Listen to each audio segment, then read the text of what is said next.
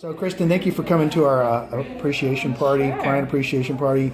As everybody's home journeys always has stories behind it.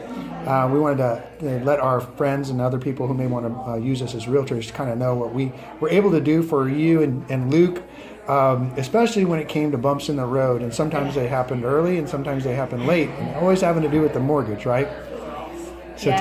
tell me what you came to a class. Yeah, I went to the gym one morning and I think I received something in the mail from you at my apartment, and it was right after my gym class and it was on the way home, so I said, why not? Because my husband and I were really kind of starting to consider looking into getting a house and building. We didn't know anything about starting anything, so I went. And I enjoyed it very, very much, and I learned a lot and realized that it could be a possibility, and really didn't think too much into it. And then I met Sue, of course, and she's like, why don't I just take you out and show you a couple things? So I picked up the husband, and she showed us a one-story home in a beautiful neighborhood, new development, and we liked it a lot. And then she's like, well, just for giggles, I'll show you the two-story. And we walked in, loved it, and never still really considered it.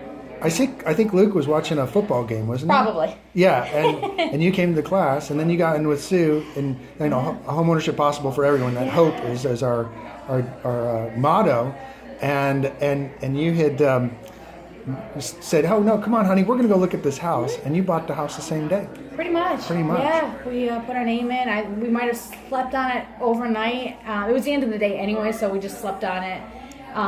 Didn't really consider us being able to afford it until we really kind of broke numbers, because I just started a commission position at my new job, so didn't think it was possible, but we had a little bit of savings, and you guys just helped us through it. So at the last minute, on Friday of the day of closing, the Thursday night before, I was walking through HEB, and I got the call saying you needed to bring in another $4,000 because the mortgage company wanted you to pay your car off.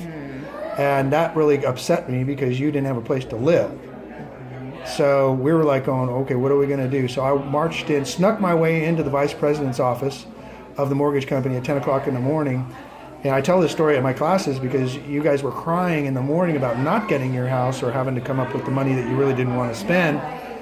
Well, I got with him about a creative way of being able to get the mortgage down, got all the closing costs waived for the mortgage. Still wasn't enough, and then I told him about the 10-month rule, paying the car down to 10 months.